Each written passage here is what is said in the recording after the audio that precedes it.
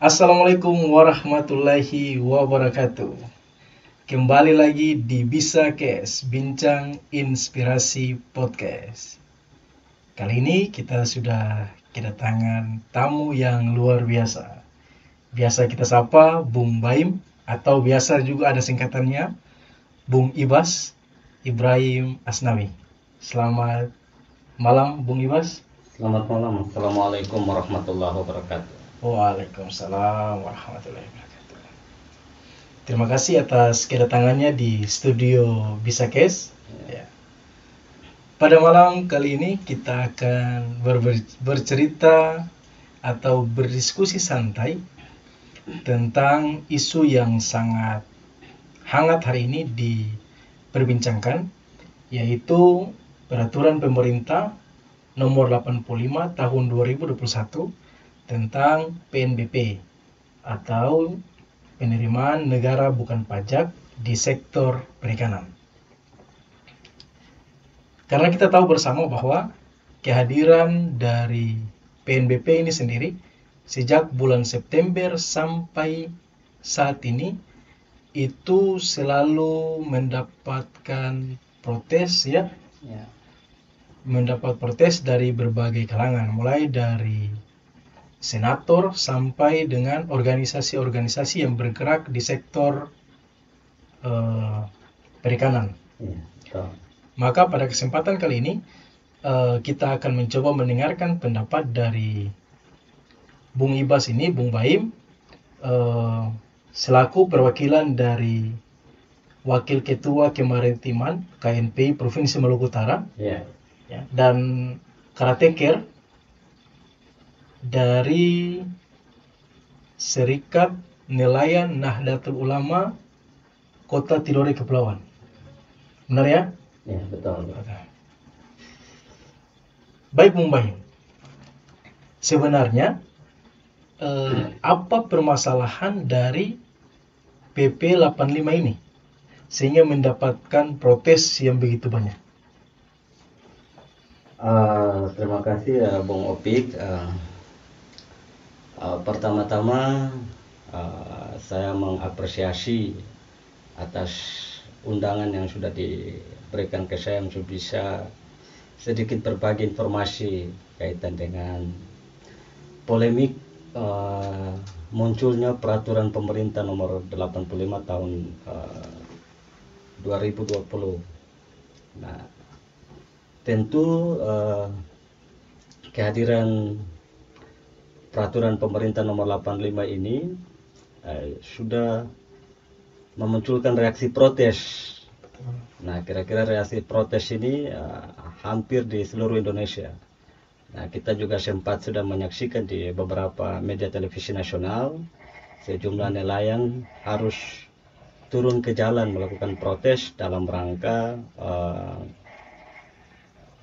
menolak terbitnya peraturan pemerintah nomor 85 ini. Nah, kapasitas saya untuk kaitan dengan bagaimana kita menyoroti pemberlakuan peraturan pemerintah nomor 85 ini adalah sebagai orang yang kemudian terlibat dalam kepengurusan kepemudaan KNPI ini, juga merasa prihatin, sebab memang kita tahu bahwa kaum muda dalam sejarahnya itu juga istilahnya bahwa turut dalam hal-hal bicara kaitan dengan kepentingan rakyat, yaitu kepentingan masyarakat. Nah, yang kedua, saya terus terang ini sekedar informasi saja bahwa saya juga diberikan mandat untuk sementara dipercayakan sebagai karateker, ketua Serikat Nelayan Nahdlatul Ulama. Karena berangkat dari background dari wakil ketua bidang kemaritiman di DPD KNPI dan penerima mandat Serikat Nelayan Nahdlatul Ulama ini, saya merasa bahwa hukumnya fardu ain. Saya bicara tentang PP 85 ini. Nah, kaitan dengan bagaimana respon peraturan pemerintah nomor 85 tentang penghasilan negara, tak pengenaan tarif penghasilan negara bukan pajak di lingkup Kementerian Kelautan Perikanan, saya pikir siapa sih yang tidak suka diatur begitu. Tapi ketika muncul peraturan lalu kemudian membuat orang gaduh, melahirkan polemik, tentu perlu kita perdebatkan. Ya. Apa itu yang menjadi substansi dari PP 85, apalagi di tengah situasi pandemi. Nah, kalau kita baca pengesahan peraturan pemerintah nomor 85 itu agak miris kalau kita lihat, misalkan itu pada pasal 2 angka 4 kalau saya tidak keliru, di situ menjelaskan tentang bagaimana pemerintah dalam hal ini negara melakukan penarikan pungutan, pungutan tentang hasil perikanan. Nah, dalam pasal 2 angka 4, pasal 2 itu diurai ada ada 3 klasifikasi bentuk pungutan yang kemudian negara berlakukan. Yang pertama itu adalah pungutan dengan pendekatan praproduksi. Yang kedua itu pasca produksi dan sistem kontrak.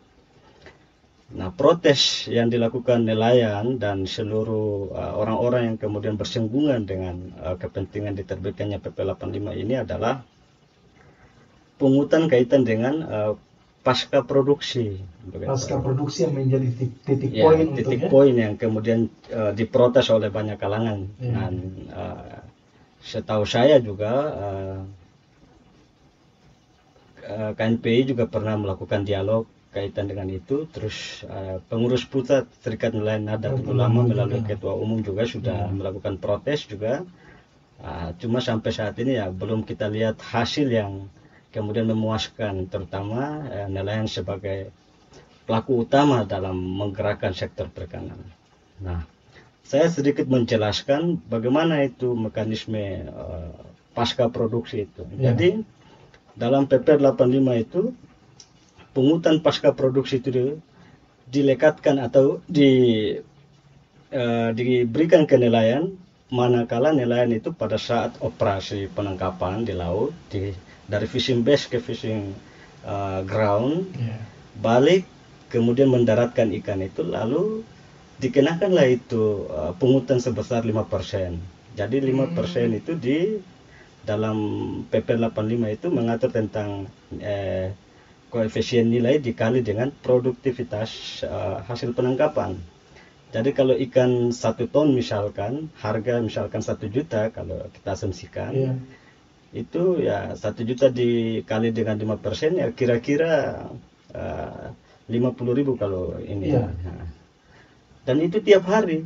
Misalkan, jadi setiap penangkapan pada saat penjualan, yaitu langsung dipotong pajak pendapatan itu ya. Pendapatan. Nah, yang menjadi titik perdebatan kita adalah negara seolah-olah melakukan pemalakan dalam konteks pemberlakuan PP 85 ini.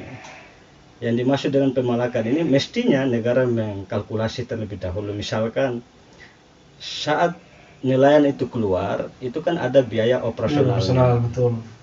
Kalau kita pakai standar, misalkan ada bantuan pemerintah yang kita kenal dengan kapal bantuan Incamina, yang di atas kapasitas 30 gross tonnage itu, 30 GT itu 1 kali operasional, biaya yang dibutuhkan nelayan itu kira-kira kurang lebih 20-25 juta.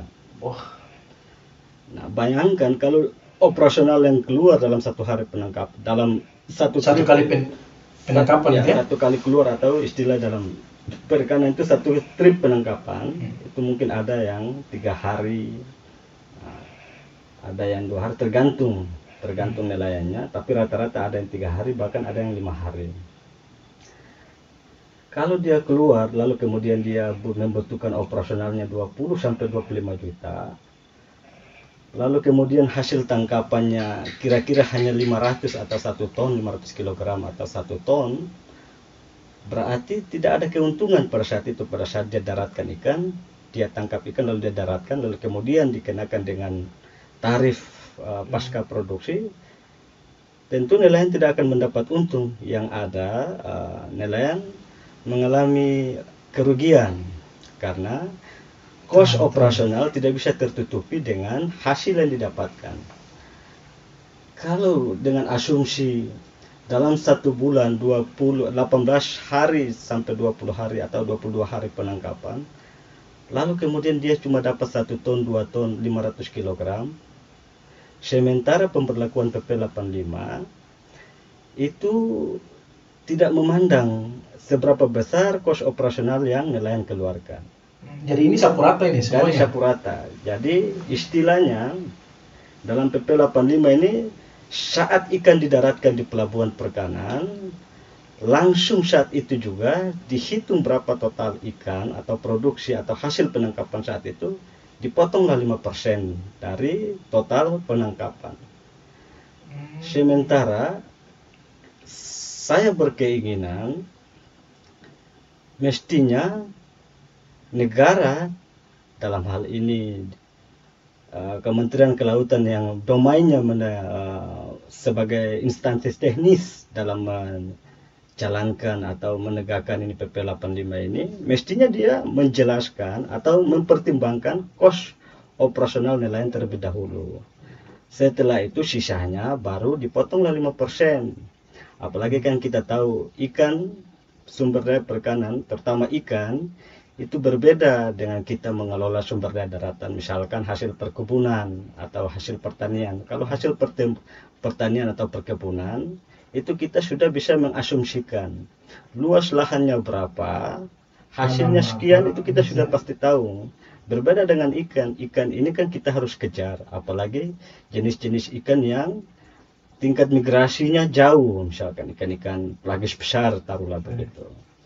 Nah, tentu para nelayan ini akan terus melakukan atau mengejar gerombolan-gerombolan ikan, atau dia paling minimal dia ke titik-titik fishing ground atau rumpun terdekat. Bayangkan kalau di rumpun itu dia tidak dapat, dia harus geser lagi dari rumpun satu ke rumpun yang lain. Dan ini konsekuensinya pasti BBM operasional, es dan lain-lain itu pasti juga akan berdampak. Nah, tetapi pemerintah tidak melihat itu. Nah, ini yang membuat kami terus terang agak menyesalkan. Sementara kita tahu bahwa kontur daerah dan negara ini yang mestinya sektor perikanan menjadi primadona, bahkan leading sektor, ya kebijakan-kebijakan juga harus istilahnya dipermudah. Nah, dipermudah, terus nelayan juga harus menjadi sumber perhatian utama begitu. Apalagi nelayan-nelayan yang diberikan bantuan. Jadi logikanya begini. Nelayan yang diberikan bantuan itu logikanya nelayan ini tidak mampu untuk menghadirkan fasilitas-fasilitas yang menunjang operasional penangkapannya, misalkan kapal, BBM dan seterusnya. Ya. Negara kemudian tahu persis bahwa nelayan ini tidak mampu. Dibuatlah program bantuan kapal itu. Ya. Setelah dikasih bantuan kapal, baru disandra. Nah, disandra yang saya istilahkan itu ada pemalsu yang menjadi titik krusial perdebatan dan protes kita. Ya. Jadi saya menarik tadi apa yang disampaikan oleh Bung Baim tadi, bahwa tawarannya ketika misalnya mau ditarik pendapatan, berarti kita hitung dulu biaya operasional, kemudian pendapatannya, kemudian setelah misalnya nelayan pada saat itu mengalami keuntungan, nanti keuntungan itu yang kita potong 5%. Begitu atau seperti apa itu? Kalau saya, untuk tawaran saya, sebetulnya secara pribadi saya ingin menawarkan kalau PP 85 ini dicabut. Nah, ada polemik bahwa ada yang menginginkan untuk direvisi. Kalau saya dicabut, itu alternatif yang paling terbaik, sebagaimana kita meyakini bahwa daerah dan negara ini harus menjadikan perikanan sebagai backbone-nya, begitu, sebagai tulang punggung untuk akselerasi pembangunan ekonomi. Kenapa saya bilang harus dicabut? Sebab kehadiran PP 85 ini juga semacam bara api bagi nelayan. Apalagi di tengah situasi pandemi, seluruh dunia lagi pusing memikirkan tentang bagaimana hancur-hancurnya ekonomi global. tapi di satu sisi kita malah tidak memberikan karpet merah kepada nelayan untuk terus bertahan, padahal kita tahu bahwa sejarah krisis pada tahun 1999-1999 itu seluruh sektor itu rata-rata gulung tikar. Cuma sektor perikanan saja yang agak sedikit survive. Nah, sehingga saat itu kontribusi sektor perikanan dalam rangka menguatkan dan hadir sebagai ketahanan pangan nasional itu cukup istilahnya apa ya, cukup menyelamatkan bangsa lah, kira-kira begitu. Oke Om Baim, tapi ada artikel yang saya baca, kebetulan artikel ini itu ada yang menyampaikan begini, KKP dalam hal ini Kementerian Kelautan dan Perikanan, dia menyampaikan bahwa PNBP Perikanan ini akan kembali ke nelayan, misalnya pengembangan infrastruktur pelabuhan perikanan, kesejahteraan nelayan, hingga bagaimana membentuk kampung nelayan yang maju. Itu optimis dari yang si pembuat peraturan ini. Nah, itu yang saya pikir agak keliru KKP menerjemah. Padahal mestinya KKP itu, terutama menterinya itu minimal dia kan juga paham, pemerintah ini kan paham betul institusi kenegaraan baik di level kementerian dan sampai pada perangkat yang paling di bawah itu paham atau bahkan dia mengerti